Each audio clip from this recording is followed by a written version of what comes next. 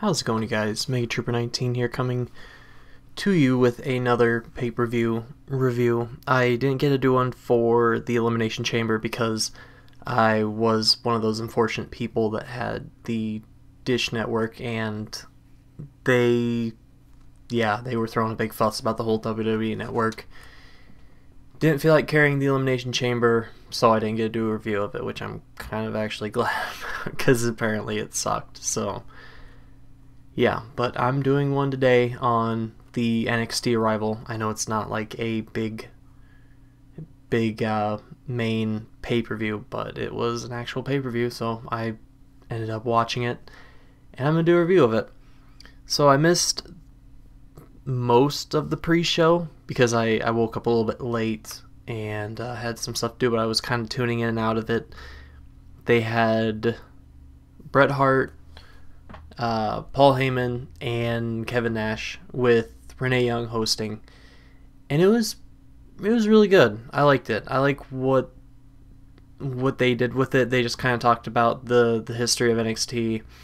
They were talking with Bret Hart and Kevin Nash and Paul Heyman about how they felt like about all the things that they're doing there and stuff like that. And I liked what Paul Heyman had to say because I feel like he was easily the most in tune with the whole developmental system out of anybody that was up there. Maybe Renee Young would be next, because I don't know what really Bret Hart's involvement is with WWE that much anymore.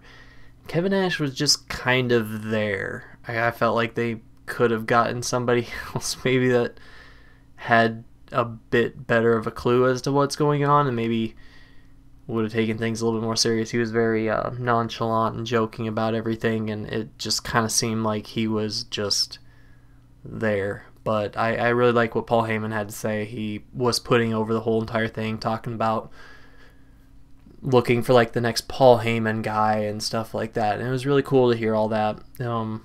Renee Young was really good at kind of corralling all of it together, so it was enjoyable for the parts that I saw of it, and they were showing video packages of all the, like I said, the history of all of it, and it was good. It was good. And then when they actually got into the pay-per-view, and they only had 3 matches advertised for it, so I was kind of worried about the thing, and then I remembered that it was 2 hours, so I wasn't sure exactly how things were going to go, but they definitely gave themselves enough time to make sure that they got done what they needed to get done. And they started off with Sami Zayn versus Cesaro. I can't call him Antonio Cesaro because it's just Cesaro now. And I kind of had my doubts as to why they would start with that, because that was really the big match that they were pushing. It was the 4th meeting between them, and it was sort of billed as the last chapter between them. And I knew it was going to be a good match, so it was kind of like well, why wouldn't you just wait maybe even towards the end to have this match? But they said they wanted to do it to sort of kick things off in the right direction, and they did. It was... I said that back at SummerSlam that Punk and Brock Lesnar was the best match that I've seen in a really long time, and I would have thrown Cesaro versus Sami Zayn, the 2 out of 3 falls, up there as well. But this was everything that I could have hoped that it could have been. It was amazing. If there's anything to go back and watch from this, it would be this. It was... I can't describe it. You have to go and watch it as soon as you can. If you haven't seen it, if you've already seen it, go and watch it again, because it's probably the best wrestling you'll see for quite some time, the way things are going. But it was amazing. It was just back and forth. Cesaro was doing a really good job of looking like an absolute monster at times, just beating the holy hell out of Sami Zayn. And Sami Zayn was like the reluctant never give up babyface, doing a really good job of making it look like it could have gone either way, and it blew me away. I was texting with one of my buddies pretty much the entire match. We were just going back and forth, just oohing and awing over the match. It was amazing, and if you haven't seen it, go and watch it. Like I said, it was so good, and I don't really want to spoil how it. I won't. You know, Cesaro won. I don't even think it matters who would have won that match. It could have easily gone either way. I would have been fine with either one. It was amazing though, and at the end of it, it looked sort of like Sami Zayn was getting like that. He's kind of taking it all in, and it really looks like they could be pushing him to the main roster, which is awesome. It's what they need to do. They need to start bringing in people that can do different things, because it seems like they're kind of bringing in people, but they just kind of seem to want to be pairing them up or doing stuff with them and then just kind of pushing them onto the back burner.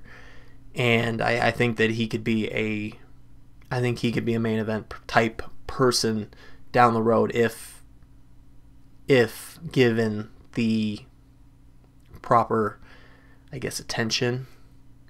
So I really look forward to that. I really hope that they are going to push him to the main roster, because he really deserves it. I could sit and watch him and Cesaro wrestle all day, every day, from now until I'm an old person. It was so good. So good. And then they definitely had to kind of take that and just, I think they had to have known that if they did that, it was just kind of the best that it was going to be. And so they had CJ Parker versus Mojo Rawley. Now, I haven't watched much NXT in the past. I've kind of caught the occasional match, watched the occasional episode, parts at a time. So I'm not entirely familiar with every single wrestler that's on NXT. And I've never seen either of these guys. And it was just kind of a throwaway 4, maybe 5-minute match. Just nothing really too special. So I don't even really need to go into that. Mojo Rawley won, I think. I was just kind of zoning in. I was still just in awe of the Cesaro Zayn match. I was still texting my buddy about it, and we were just going crazy about it. So then prior to the NXT ArRIVAL, they said that the Ascension, who I've also never seen wrestle, the tag champions, were going to be wrestling a mystery tag team. And I kind of sat there, and I don't really know any other tag teams over at NXT, so I was like, okay, well, maybe somebody new is going to come in. It's like, you know, it'd be kind of nice if, you know, they brought in somebody new or something, and the mystery tag team ended up being Too Cool. Scotty 2 Hotty and Grandmaster Sexy. It just kind of was like, oh, cool, I guess. That's awesome. Kind of would be nice if they still had the American, well, they were calling them the American Pit Bulls, but yeah, they kind of dropped the ball on that one. But anyway, the Ascension won. I don't think there was any doubt that that Too Cool had really any shot in the match at all. It was just, they were just there. That's it. That was pretty much what the match amounted to. Yeah, the Ascension won. So just, yeah, moving on. And then they had one of the other 3 advertised matches, the last one being Bo Dallas versus Adrian Elm for the NXT title. They had Paige versus Emma, and I haven't had like I said, very many opportunities to watch. I haven't taken very many opportunities to watch NXT, but I've watched a couple matches of both of them, Emma and Paige, and they're both really, really good. And I think that Emma's kind of on the main roster. I don't really like what they're doing with her. I don't understand it, but that's kind of a different story. And I've seen Paige wrestle. She's really good. I think she's gorgeous. That's just yeah. But it was a really good match. They were going back and forth, and it ended up with Paige hitting her Paige Turner finisher and Emma actually kicking out of it. And at that point, I was just like, okay, she hit her with everything she's got. She was starting to get really frustrated, and I was like, well, this is where Emma's going to capitalize and end up winning it. But then she ended up pulling out this just out of nowhere, like, sharpshooter, scorpion deathlock, I don't even know, like, double arm bar. I can't remember what William Regal called it. I think it was like a scorpion crosslock or something like that. It was really cool looking, though. And she ended up getting the win with that and looked good doing it. So I kind of have a crush on Paige. She's really hot. Yeah. Anyway, but it was a good match. It was definitely better than the tag match. It was better than the Raleigh Parker match. So it was good. It was good for like a Divas. I don't want to like label it like that, but it was a higher quality Divas match than what we've seen on Raw as of late. And I don't think they have the talent there. I just don't think they're doing the right things with them.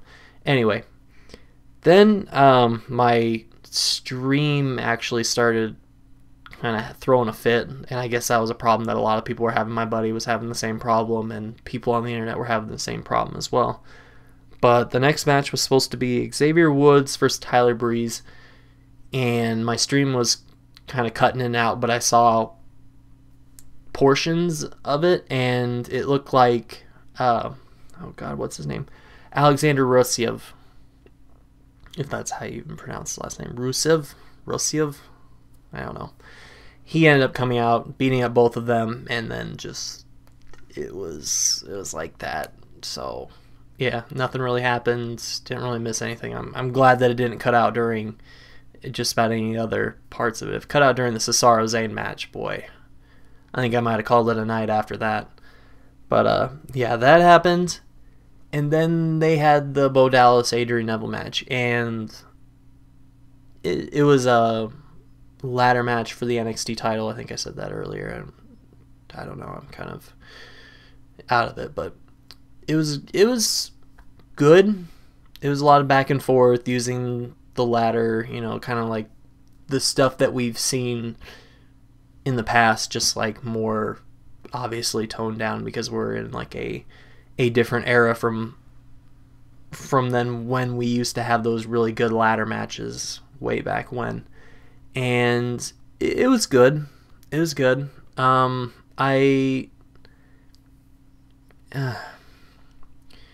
Neville ended up winning. He hit the red arrow onto Bo Dallas when he was on top of a ladder. Ended up rolling out, and I kind of thought that maybe like it just seemed like it ended really quickly, and like I said, Bo Dallas ended up losing, which now it kind of makes me wonder what they're going to do with him.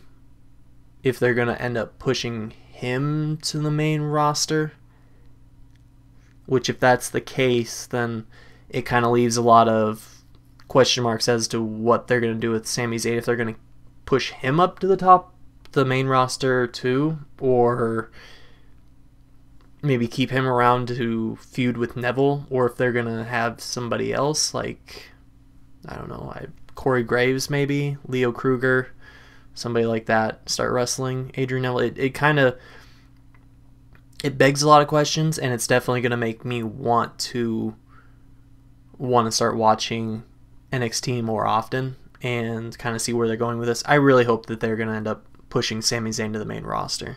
They need more guys like that. With Punk being in whatever way that he is now, I completely understand where that whole situation's going and his problems there.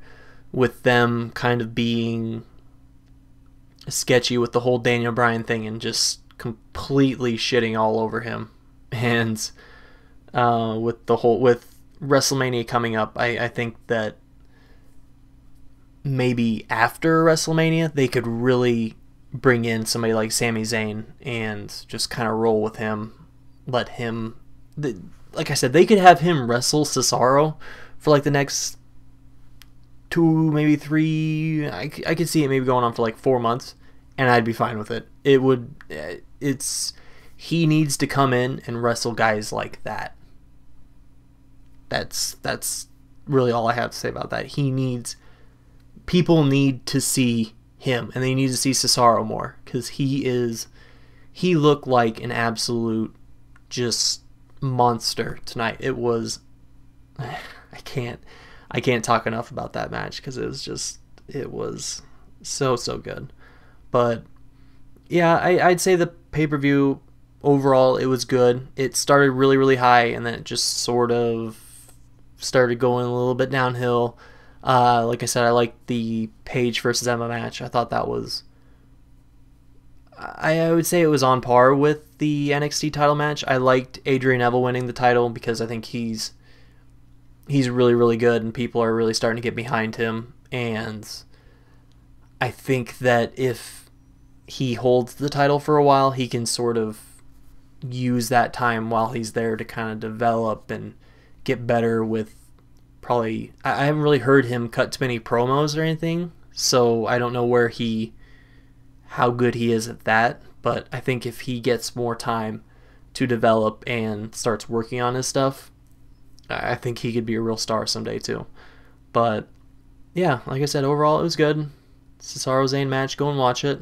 It doesn't even matter if you know who won it. I know who won it, and I want to go and watch it again. I don't think I can, because I don't think they put the pay-per-views up on the network for like 30 days after it comes out or something like that. So I might have to YouTube it or just wait 30 days. So yeah, I would definitely go and watch that. Go watch the Paige Emma match. It was good too, and the title match too, and just kind of just skim over everything else. It was sort of, they did a good job of taking the 3 matches that they advertised and booking them very well. So I have to applaud them for that. But yeah, NXT is looking very promising with what they have going on. So I'm really looking forward to it. Like I said, I'm going to have to start watching it a lot more now. And it looks like it's going in the right direction. So I would like to see them do more of these like NXT pay-per-views. I think that people need to see these people more so that they can kind of get that limelight and get that opportunity for a bigger audience to see them. Now that the network's out, I think that they'll have that chance, and it's good. It's good for them so that they don't just come on to Raw or SmackDown and they're just kind of like asking for people to like them. People will know who they are and be instantly able to kind of respond to them. So it's looking promising. If they can keep this up, I think it'll be better in the long run, and it will help like in the transition process. So it was good though. Definitely go and watch it. You know, I've already said what you guys need to go and watch. So yeah, I liked it. And I'll end this part here. I'm rambling at this point. And the next pay-per-view is going to be, unless they put another NXT pay-per-view, it's going to be WrestleMania. And I'm not really looking forward to it unless something drastically changes, but I will probably do a review of that as well, depending upon how I feel about it. It might just end up being just a long drunken rant video about me being upset about it. But who knows? But yeah, I'm rambling at this point. So I'll see you guys next time. So thanks for listening, not really watching, listening. And I'll see you guys next time. Thanks for, again, bye.